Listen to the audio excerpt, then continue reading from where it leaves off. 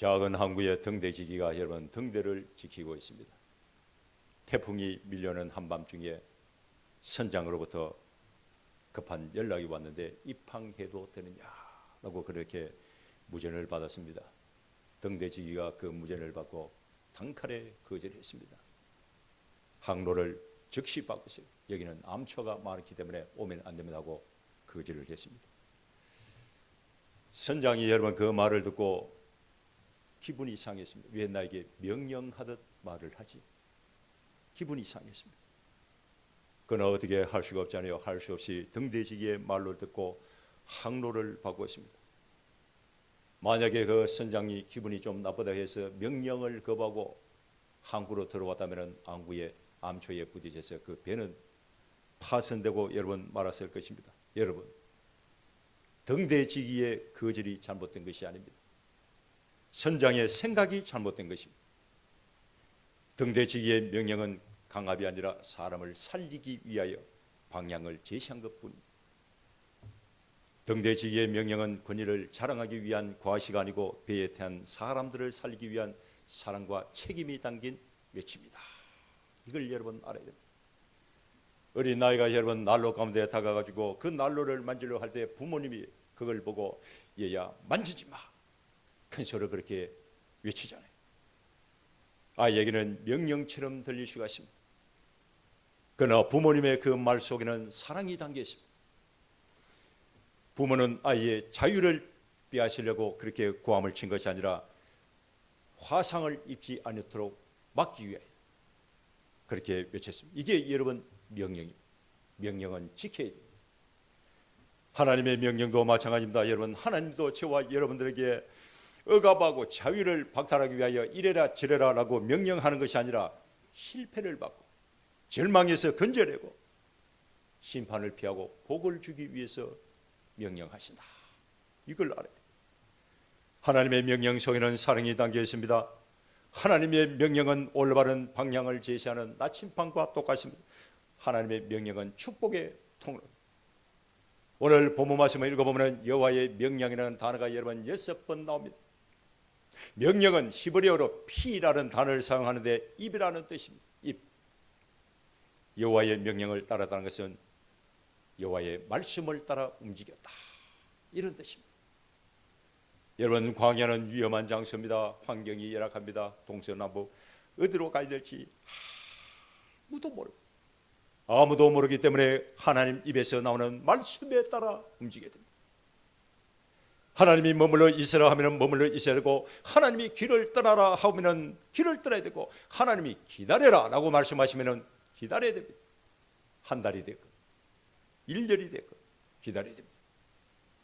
이스라엘 백성들은 오직 여호와의 입에서 나오는 말씀을 따라 움직여야만 됩니다. 왜 여호와의 명령에 따라서 움직여야 되느냐? 여러분, 첫째, 하나님만이 길을 알고 계시기 때문에 그렇습니다. 따라합니다. 하나님만이 길을 알고 계신다. 이스라엘 백성들 여러분, 지도가 없습니다. 나침반도 없습니다. 앞에도 모래, 뒤에도 모래, 동서남북이 여러분 모래밖에 없습니다. 목적지도 모릅니다. 어디로 가야 될지도 모르고 길도 모르고 아무것도 모릅니다. 오직 하나님만 길을 알고 계십니다. 시편 107편 4절 말씀을 읽어보면 광야에 들어간 이스라엘 백성들의 상황에 대하여 자세히 기록이 되는데, 거기를 읽어보면 그들이 광야 사막길에서 방황하였다 라고 기록이 되어 있습니다. 거주하는 성읍을 찾지 못하고 줄이고 목이 말라 그들의 영혼이 그들 안에서 피곤하였도다. 이에 그들이 근심 중에 여호와께 부르짖어 그들의 고통에서 하나님이 건져내시고 또 바른 길로 인도하사 거주할 성읍에 이르게 하셨도다 라고 기록했는데, 이스라엘 백성들이 여러분 아무것도 몰랐습니다. 하나님이 이스라엘 백성들을 바른 길로 인도하사 거주할 성읍에 이르게 하였습니다.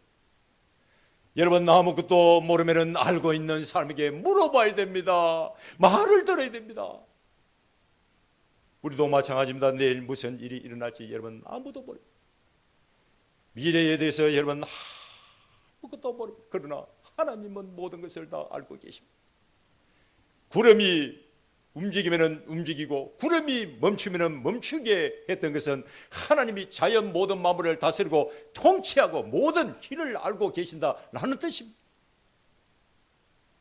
사랑하는 성도 여러분, 하나님은 내 인생의 시작과 과정과 끝을 다 알고 계십니다. 여러분, 하나님의 말씀대로 하십시오.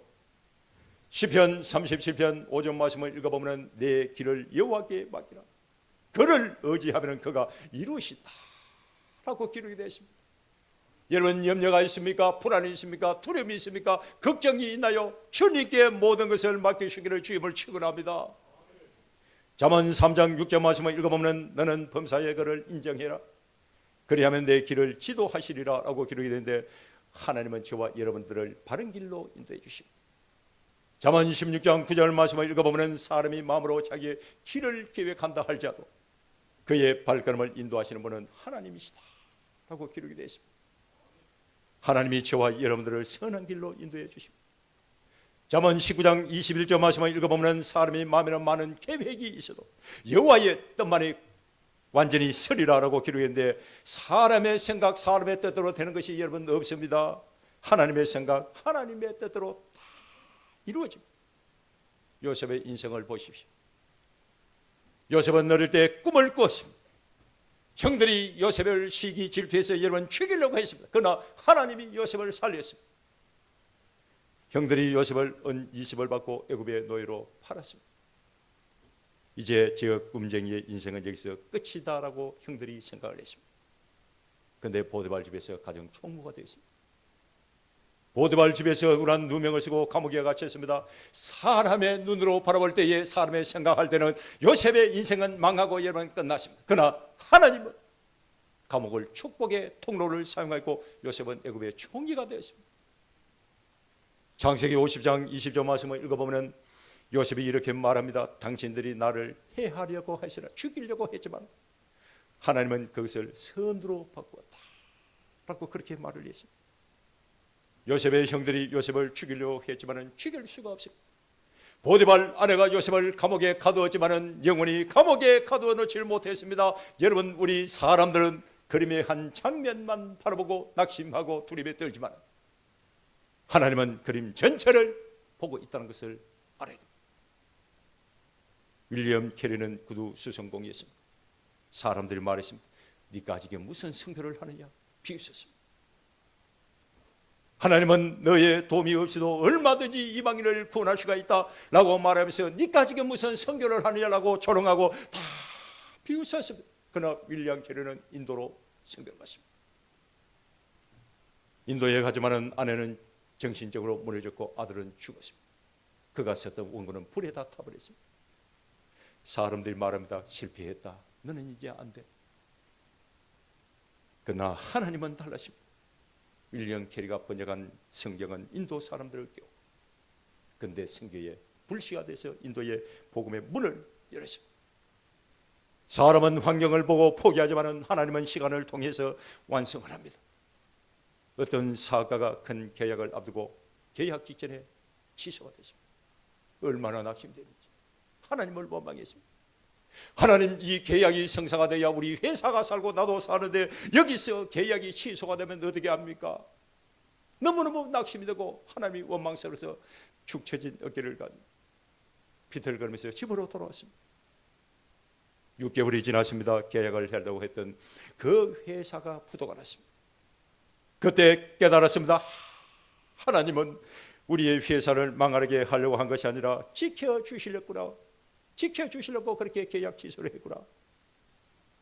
사람은 열린 문만 축복이라고 생각하지만 하나님은 닫힌 문을 통해서 지켜주신다는 것을 여러분 알아야 됩니다. 사람들이 생각할 때는 여러분 십자가는 100% 실패. 예수님의 제자들도 실패했다라고 생각을 했기 때문에 다 도망을 쳤습니다. 그러나 하나님은 십자가를 통하여 하나님의 뜻을 이루십니다. 사람들 다 끝이다라고 말할 때에 하나님은 그때부터 시작하십니다. 사람의 눈은 한 장면만 보고 생각하고 판단을 하지만 하나님의 뜻은 전체를 보고 여러분 일을 하십니다. 사람은 실수하지만 하나님은 실수하지 않습니다. 지금 내가 걸어가고 있는 길이 이해가 되지 아니할 때가 있습니다. 내가 가는 길이 막히고 힘들 때가 있습니다. 넘어질 때가 여러 번 있습니다. 그러나 하나님의 명령이라면 순종하십시오. 왜 순종해야 됩니까? 하나님이 내가 걸어가고 있는 모든 길의 시작과 과정과 끝을 다 알고 계시기 때문에 나는 이해가 되지 않지만 하나님의 말씀, 하나님의 명령이라면 순종하십시오. 두 번째, 하나님의 명령이 사람의 생명을 살립니다. 따라합니다. 사람의 생명을 살린다. 여러분, 광야에서 제일 위험한 것은 앞서가는 것입니다. 앞서가면 안 됩니다. 구름보다 앞서가면 쓰러집니다. 지칩니다. 제가 신학대학원 다닐 때에 성지 답사를 갔는데 하늘에 구름이 가득했습니다. 그런데 그 구름 때문에 잘 다녔습니다. 잘 놀았습니다. 그런데 그 다음날 마라의 우물에 가는데 햇빛이 여러분 쨍쨍 내리쬐려. 버스에 내리자마자 얼마나 날씨가 더운지 바늘로 여러분 이 팔뚝을 콕콕 찌르듯이 따끔따끔해요. 왜 그러냐? 너무너무 더우니까. 이 수분이 여러분 날아가는 중 너무너무 힘이 들었습니다. 우리가 생각할 때는 햇빛이 있고 맑은 날 길을 떠나고 여행을 떠나는 것이 맞다고 생각합니다. 그러나 하나님의 뜻은 다릅니다. 하늘에 구름이 셔 하늘에 있는 구름이 태양의 그 뜨거운 열기를 막아줘야 됩니다. 구름이 이스라엘 백성들을 덮어줘야 됩니다. 여러분, 하나님의 명령을 따르는 것이 가장 간절합니다. 하나님의 명령대로 하는 것이 내가 살고 내 가정을 살리는 길입니다. 하나님이 노아에게 방주를 만들라고 말씀했습니다. 방주를 만들어라. 여러분, 비 한 방울 내리지 않는 시대입니다. 사람들이 그걸 보고 전부 쓸데없는 짓이다. 노아 할아버지 미쳤다, 바보다라고 그렇게 말을 했습니다. 그러나 노아는 하나님의 말씀을 듣는 순간 계산하지 않았습니다. 생각하지 않았습니다. 분석하지 않았습니다. 하나님의 명령에 그냥 순종했습니다. 여러분, 결과가 어떻게 되었습니까? 세상은 물에 잠기고 다 죽었습니다. 그러나 노아의 가족과 노아는 살았습니다. 노아가 여러분 방주를 만들고 싶어서 만든 것이 아닙니다. 하나님 말씀에 순종한 것밖에 없습니다. 사람들은 노아가 방주를 만들었다라고 말하는데 그렇지 않습니다. 하나님이 방주를 직접 설계를 했고 하나님이 노아에게 명령을 했기 때문에 하나님이 방주를 만든 것입니다. 노아는 하나님의 명령대로 했을 뿐 하나님 명령대로 했더니 자기도 살고 가족의 생명도 살릴 수가 있었던 것입니다. 430년 동안 애굽에서 종살이하던 이스라엘 백성들 여러분 출애굽하기 하루 전날 밤에 하나님이 모세를 통하여 명령합니다. 어린 양을 잡아가지고 그 피를 이스라엘 백성들 살고 있는 문설주에 전부 바르게 했습니다. 사람들이 생각할 때 이해가 되지 않습니다. 여러분, 피를 문설주에 바른다고 사람이 어떻게 살 수가 있습니까? 그러나 하나님의 말씀대로 다 순종했습니다. 했더니 죽음이 넘어갔습니다. 피해갔습니다. 의학이 사람의 생명을 살린 것이 아니라 믿음이 살렸고 하나님 명령에 순종할 때에 가족이 다 살아났습니다. 그 이튿날 아침에 하나님 말씀에 불순종했던 집에는 통곡이 있었고 하나님 말씀에 순종했던 집에는 구원이 있었습니다. 여러분, 문제가 생겼을 때에 하나님의 말씀을 붙들시기를 주님을 축원합니다. 하나님 명령에 순종하십시오. 어떤 지사님이 사업의 실패로 빚을 많이 지게 됐습니다. 부인 권사님이 말합니다. 지금 형편이 너무너무 어려워요. 시장 볼 돈도 없이 형편이 좀 나아지면 11조를 드립시다 라고 말했습니다. 남편이 고민이 됐습니다. 부인의 말이 다 맞습니다. 어렵잖아요. 그러나 하나님의 말씀을 붙들었습니다. 말라기 3장 10절에 만군의 여호와가 이르노라 너희가 온전한 11조를 창고에 들려 나의 집에 양식이 있게 하고 그것으로 나를 시험하여 내가 하늘의 문을 열고 너희에게 복을 살 것이 없도록 쏟아붓지 아니하냐 보라고 그렇게 기록했는데 시험해 보라라는 그 말씀이 눈에 들어왔습니다. 시험해 보라. 시험해 보라는 말씀을 붙들고 그날 이후로 기도를 했습니다. 여러분, 돈이 많아서가 아니라 형편이 좋아서가 아니라 상황이 나아져서가 아니라 염려와 근심과 걱정과 불안과 두려움 속에서 그 말씀을 붙들고 순종했습니다. 처음 몇 달은 더 어려웠습니다. 더 힘이 들었습니다. 그런데 시간이 지나면 지나갈수록 닫혀있던 문이 열리고 있구나, 그런 생각이 자기도 머리에 드는 거예요. 무엇보다도 가정의 분위기가 달라졌습니다. 원망 대신에 감사가 하기 시작합니다. 두려움 대신에 기도를 하게 되십니다. 나중에 회복이 됐습니다. 이런 고백을 합니다. 11조가 회사를 살린 것이 아니라 하나님 말씀에 순종하는 믿음이 우리 가정과 회사를 살렸습니다. 그런 고백을 합니다. 하나님의 말씀을 붙들어야 됩니다. 여러분, 하나님의 명령은 저와 여러분들이 가지고 있는 것을 빼앗기 위하여 하나님이 저와 여러분들에게 명령을 내리는 것이 아니라 지켜주시고 복을 주기 위해서 하나님 말씀하시고 명령합니다. 하나님의 명령이 사람을 살리고 가정을 여러분 살립니다. 셋째, 순종이 곧 임마누엘입니다. 따라합니다. 순종이 곧 임마누엘이다. 임마누엘은 여러분 하나님이 우리와 함께 계신다 라는 뜻입니다. 하나님이 나와 함께 하신다. 구름이 여러분 움직일 때에 이스라엘 백성들이 이동을 했는데 하나님이 함께 한다는 뜻입니다. 여러분, 신앙생활은 내가 계획을 세우고 내가 모든 것을 다 할 수 있는 것이 아닙니다. 하나님이 움직일 때 따라가는 것입니다.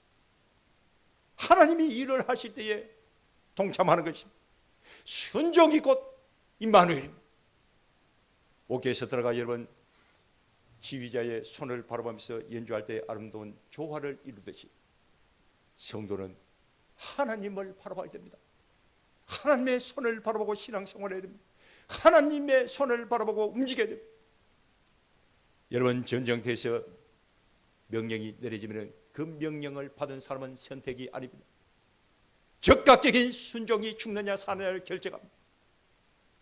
명령을 생각하고 분석하다가 기회를 놓치면 자기만 죽습니다. 하나님의 명령도 마찬가지입니다. 타이밍이 중요합니다. 이 타이밍을 놓치면 절반의 순종이 됩니다. 타이밍을 모르면 불순종이 됩니다. 하나님 명령에 즉시 순종하는 것이 승리의 비결입니다. 성경에 나오는 모든 믿음의 선진들이 여러분 즉시 순종했습니다. 노아는 비가 내리는 것을 보고 방주를 만든 것이 아닙니다. 하나님 명령에 따라 즉시 순종을 했습니다.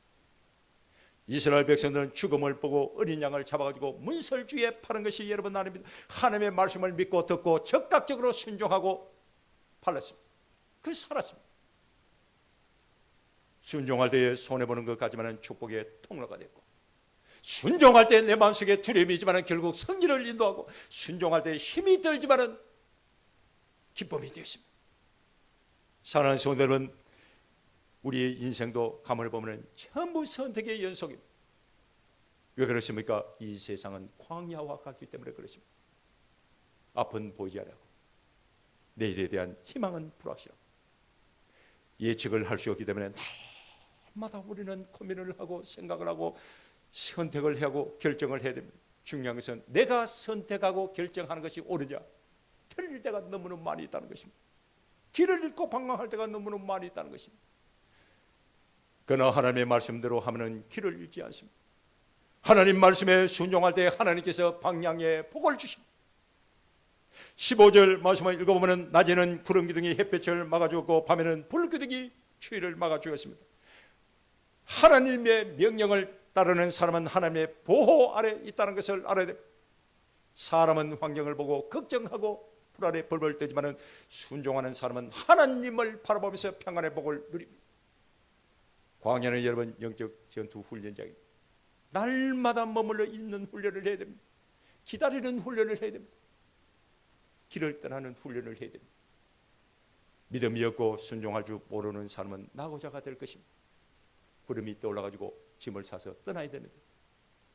가만히 그냥 장막이 안에서 쿨쿨 잠을 자고 있으면 다른 사람 다 떠나는데 혼자 낙오자가 됩니다.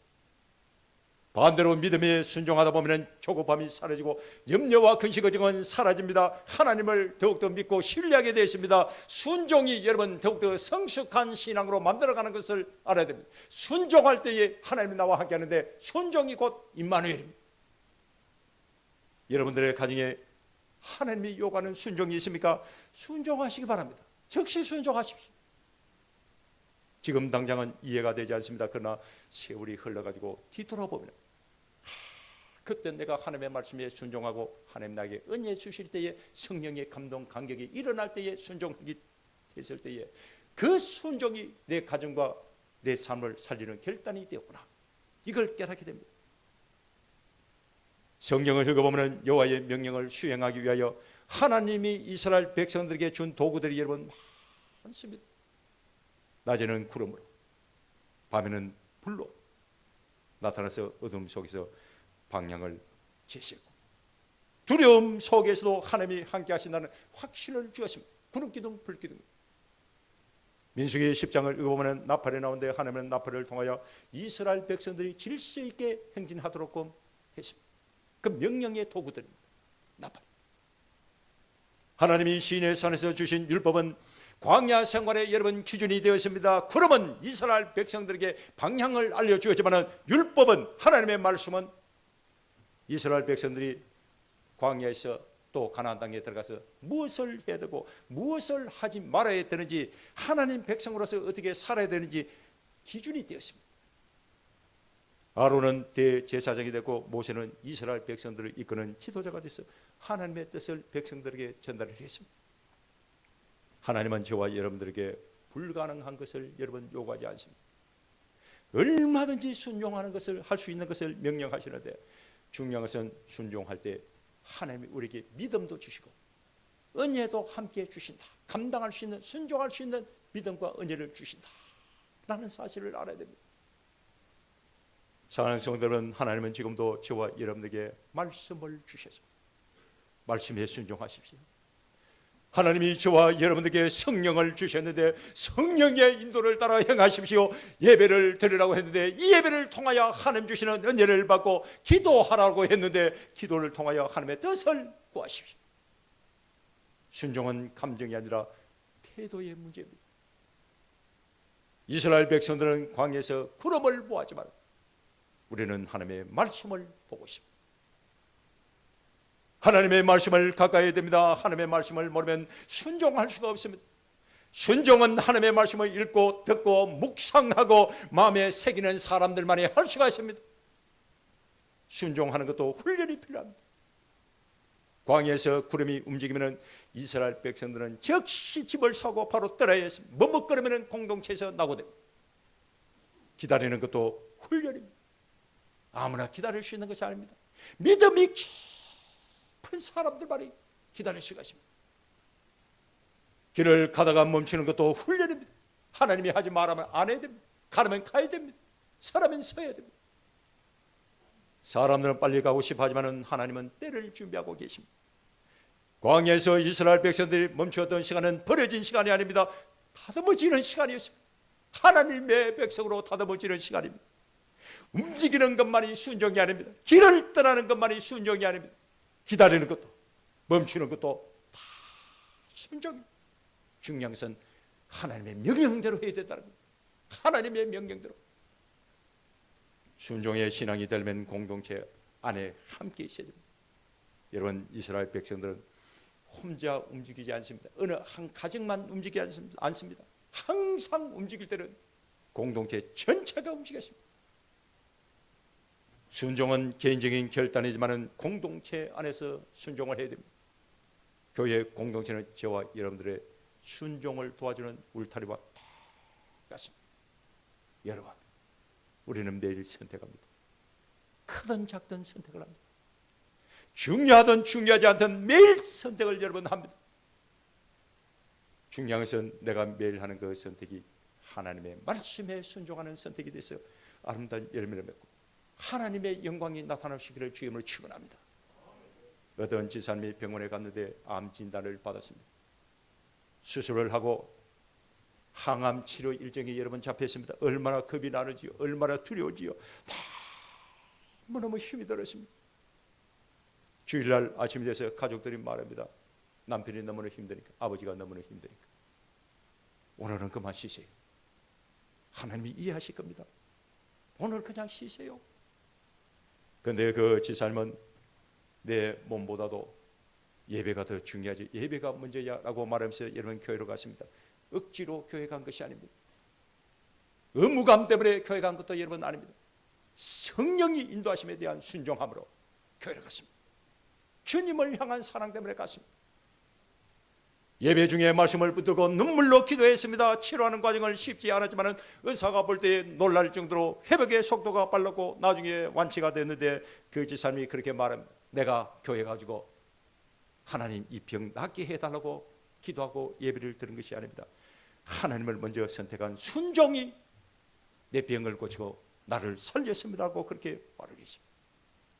순종은 상황을 바꾸기 이전에 사람부터 바꿉니다. 순종은 축복을 하기 전에 먼저 사람부터 변화시킵니다.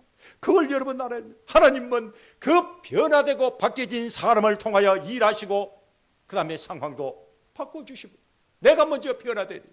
그 변화되려면 어떻게 되냐? 하나님의 말씀에 순종해야 됩니다. 광야는 끝이 아닙니다. 시작에 불과합니다. 하나님의 최종 명령은 가나안 땅에 들어가라입니다. 가나안 땅에 들어가라. 광야는 시작입니다. 끝이 아닙니다. 결론이 아닙니다. 결과가 어디입니까? 가나안 땅입니다. 하나님의 최종 명령은 가나안 땅에 들어가라입니다. 사랑하는 성도 여러분, 여러분들의 가정이 여호와의 명령에 따르는 가정이 되십시오. 여러분들이 하고 있는 사업이 여호와의 명령에 따르는 사업이 되세요. 여러분들의 인생이, 삶이, 신앙과 믿음이 여호와의 명령에 따르십시오. 하나님의 명령에 순종하는 사람들에게는 가나안 땅이 기다리고 있습니다. 축복이 기다리고 있습니다. 오늘도 내일도 여호와의 명령을 따라가는 신앙으로 여러분 귀하게 쓰임을 받고 복을 받고 승리하고 하나님께 영광을 돌리시기를 주임을 축원합니다. 기도하겠습니다.